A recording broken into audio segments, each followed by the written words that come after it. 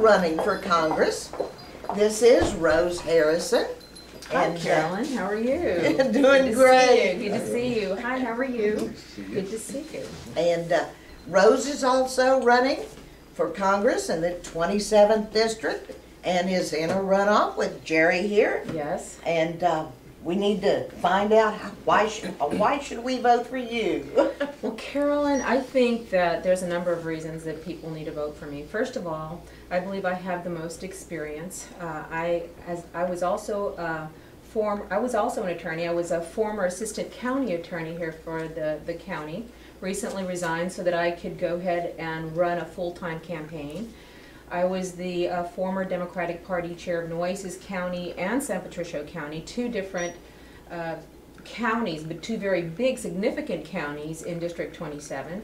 And so I believe that I have the best experience and the best ability, and I think I can beat Blake Farenthold in the fall better than anyone can. You know, just whenever I was the chair of the Democratic Party, and as soon as Blake won that position, he started having town hall meetings.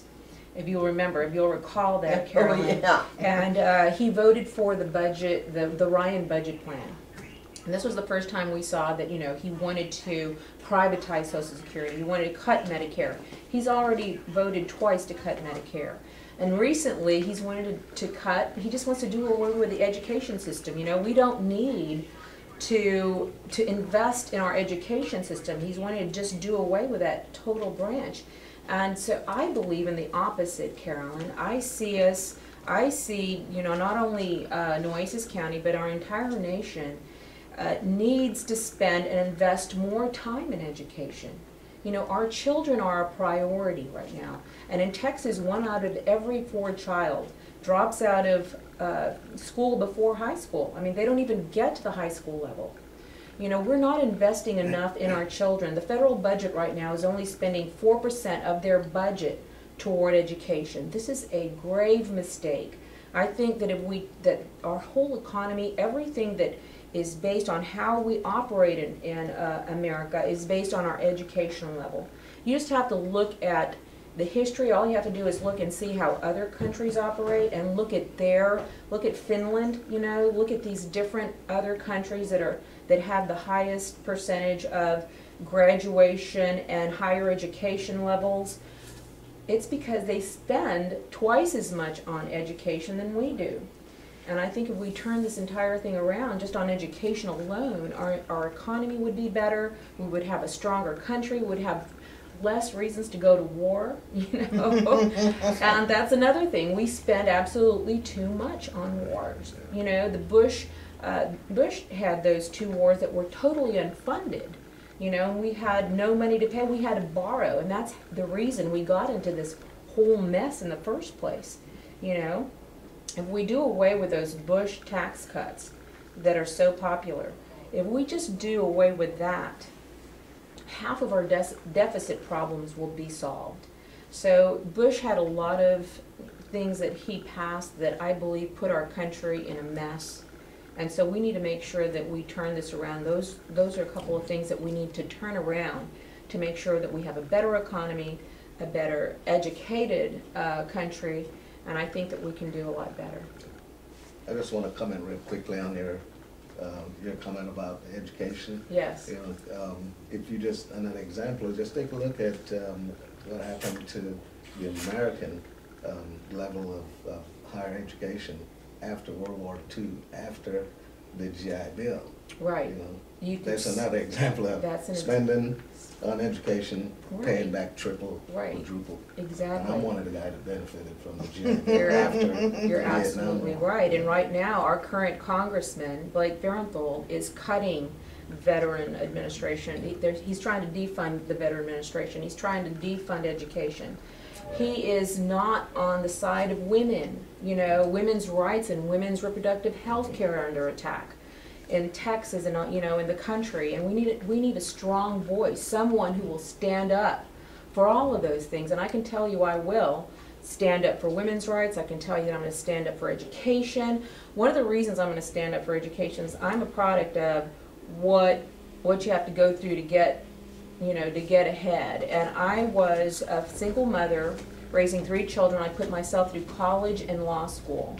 So I know that the only way you're going to get out of any kind of, you know, the way out of poverty, which is a big problem right now. I think that's one of the worst problems we have is poverty right now, and advancing in our education system is through education. So we need ways to make sure that our kids have the funding to get a higher education. One of my daughters is an attorney, so this is going to be my passion, is making sure when I get to Washington, I want to make sure that our education system is a strong one and something that we want to make sure that our kids will have a good quality education so that they can compete on a global level. So we need the childhood, our children, the youth development program needs to be also invested in. They're taking money away from pre-K. You know, we had our crazy Governor Goodhair who was trying to do away with that. We don't need a pre-kindergarten, they said.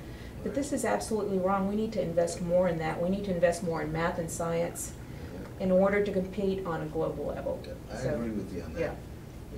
There's very few things I agree with the Republicans on, but I do agree that we all should strive to lift ourselves up by the bootstrap, but they keep wanting to take the straps away. Right, that's right. And a couple of things I think we need to invest more on is vocational and technical schools in our high schools. You know, a lot of kids are definitely dropping out before high school. If we gave them some kind of a skill before they graduate, dangled some kind of carrot in front of them and say, you know what, we have vocational and technical school program that you can get into, and if you graduate, you could have an associate's degree before you graduate from high school. If we have something like that in place for our kids and have industry connect with our high schools so that the kids can have a job when they graduate from high school, this will keep them out from the streets, because right now the kids that are falling through the cracks and are dropping out of high school are ending up in our jails. We're spending about $50,000 per child in jail, in the jail system, when we can pay $10,000 instead on an education. So it makes sense. This isn't a Democrat or a Republican issue. This is a people. This is a sensible thing to do. This is a sensible path to take for our kids. So we need to invest more in our children's education and whatever path they go, so we can make sure that they do have jobs, so they can have some path after high school to get into. So I also want to see our jobs are being outsourced too much. You know, and the president does have a good plan to bring back those jobs back to America. If we did that, we could have those jobs in place for the kids once they graduate from high school to have.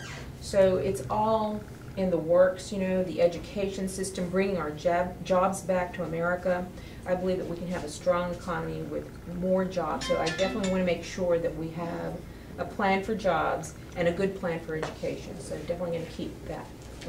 Well, I also wanted to check with you on what you think about Las Brisas coal plant and the White Stallion, even though the people in Matagorda County can't see this. Right. You know?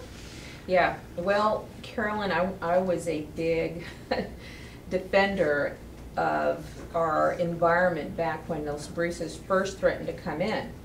I was the San Patricio County chair at the time, and the people in San Patricio County were not worried at the time whenever the Las Brisas started coming in. They thought that, you know, that doesn't affect us, it's in Corpus, you know, the pollution is in Corpus.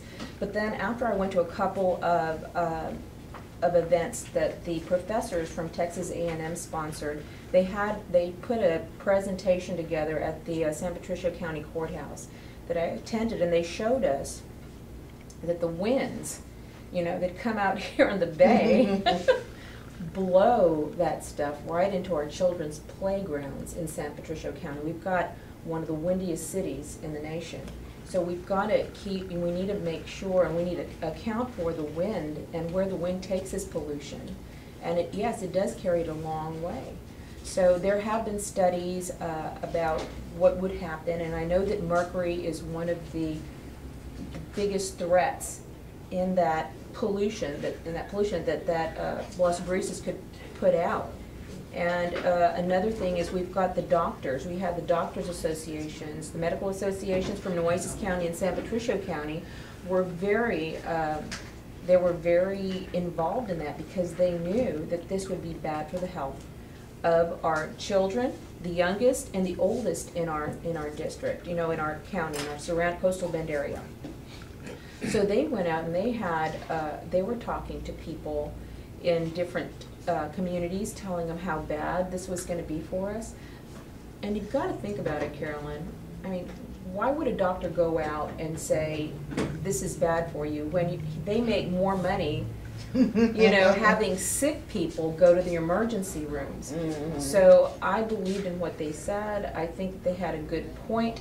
They showed us statistics that children in Driscoll Hospital had the highest asthma rates, in this area, and so people with the children, the older people that have asthma problems were really going to be affected because this plant would put out 6 times, I think it was, more pollution than any of the plants that are already in place. Mm-hmm. So it makes sense to take care of this. I want jobs like everybody else. I think we need more jobs, but we need to make sure that they're clean jobs. We need to also make sure and balance it with how is this going to affect our community? How is it going to affect the health of our children and our elderly?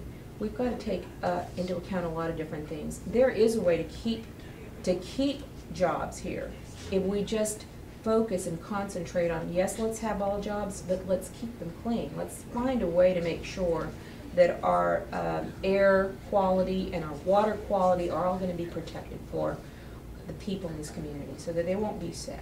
Mm-hmm. And that goes right back to education. Yes, it does. Companies will come in if they think they've got people who are educated and ready to go. So yes, exactly. That's exactly. It all boils down to education. You're absolutely right. It does tend to all come back to that. And I know you've got about 1 million things. Oh, yes, I do. Yes, I do. And I want to thank you for having me on your program, Carolyn, and thank you very much also. And I'm sorry I missed Wayman, but I tell him that I miss him, that I'd like to come see him. Mm-hmm. I'm ready to get out the vote. I think that it's very important. I'd just like to ask everyone for their vote and support. You need someone that is strong, that can beat Blake Farenthold in the fall, and I believe that I am that person. Already he's scared of me. Okay, we had that League of Women Voters debate, and I'm the only one that stood up and talked about Blake and told everyone how he wasn't representing our district.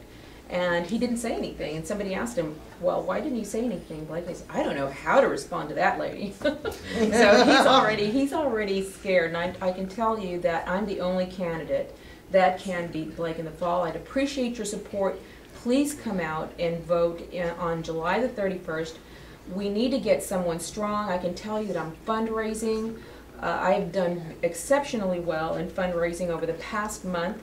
Over 163,000 raised just up to date, and plus I've also been endorsed by about 4 different labor unions. The SEIU has endorsed me, the CWA has endorsed me, the Plumbers and Pipe Fitters Union has endorsed me, and there's various other labor unions we have on hold. I also have Emily's List interview next week, and since I've already done the fundraising that they wanted to see, I believe I'm going to get their support and their endorsement. Oh, I'm tickled. So yes, I am so excited about that. So thank you once again for having me.